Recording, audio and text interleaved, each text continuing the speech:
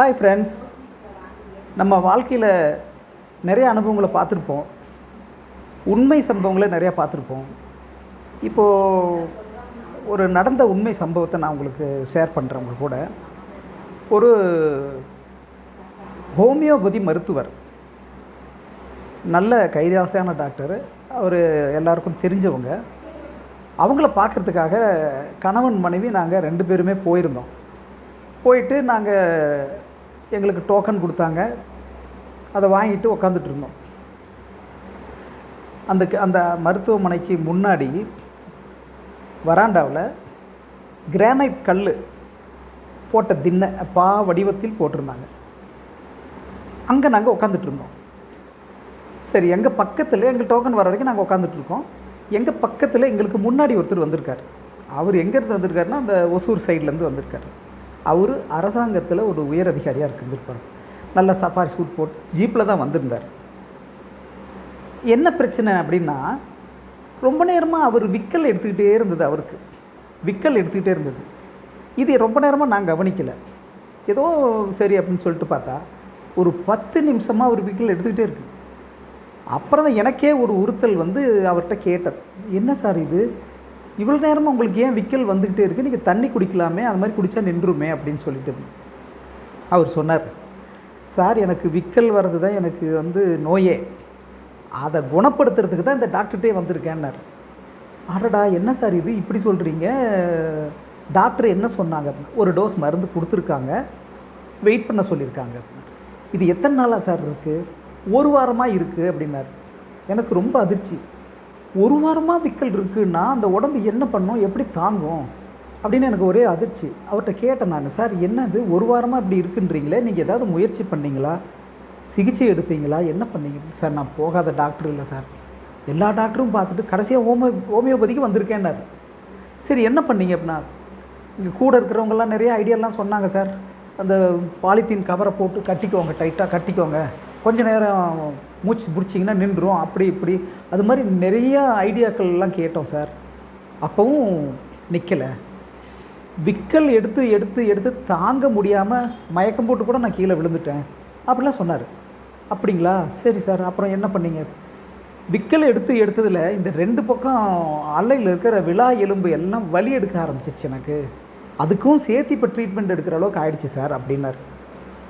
எனக்கு ஏதோ மனசுக்குள்ளே ஒரு உறுத்தல், என்ன சரி இது என்னவாக இருக்கும் அப்படின்னு சொல்லிட்டு, சரி சார், இது எனக்கு தோன்றது ஒரு சிம்பிளான ஒரு விஷயத்தை நான் உங்களுக்கு சொல்கிறேன், அதை நீங்கள் செய்கிறீங்களா அப்படின்னு. சார் சொல்லுங்கள் சார், 10 பேருக்கு ஏற்கனவே ஐடியா சொன்னதையும் நான் செஞ்சு பார்த்துட்டேன், இப்போ நீங்கள் சொல்கிறதையும் நான் செய்கிறேன் சார் அப்படின்னார்.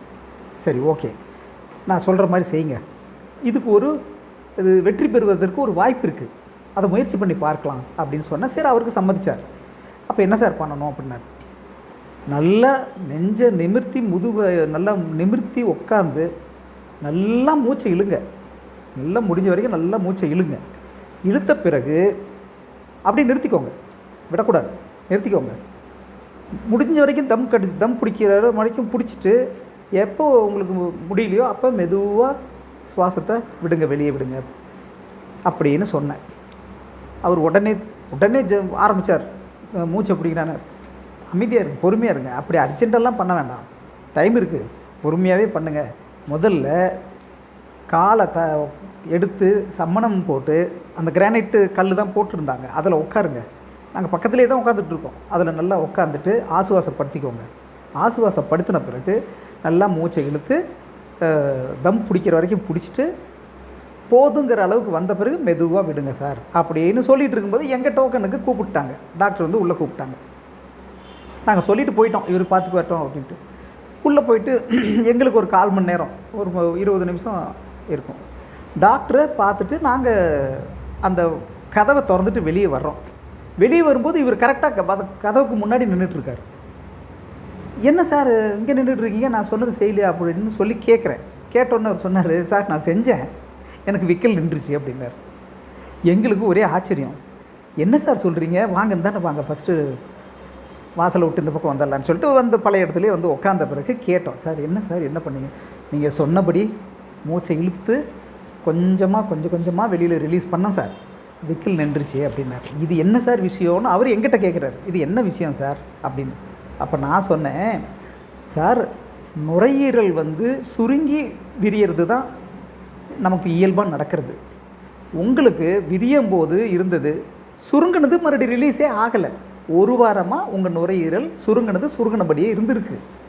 அது உள்ள தன்னுடைய மூச்சை இழுக்கிறதுக்காக முயற்சி பண்ணுறது தான் விக்கலாக உங்களுக்கு வெளியே வருது. ஆக நீங்கள் சுருங்கிய உங்களுடைய சுவாசப்பை வந்து மறுபடியும் விரியல. இதுதான் உங்கள் பிரச்சனை.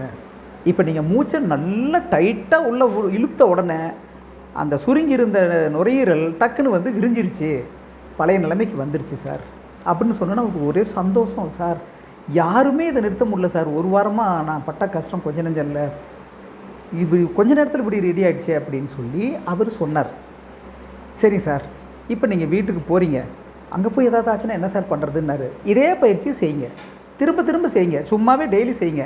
உங்கள் நுரையீரலில் இருக்கிற எந்த பிரச்சனையாக இருந்தாலும் அது சரியாகிறதுக்கு ஒரு வாய்ப்பு இருக்குல்ல அப்படின்னு சொன்னேன். அவருக்கு ரொம்ப சந்தோஷம். சரி நான் கிளம்புறேன் சார் அப்படின்னு. சரி இப்போ டாக்டரை பார்க்க போவீங்கள்ல அப்படின்னு.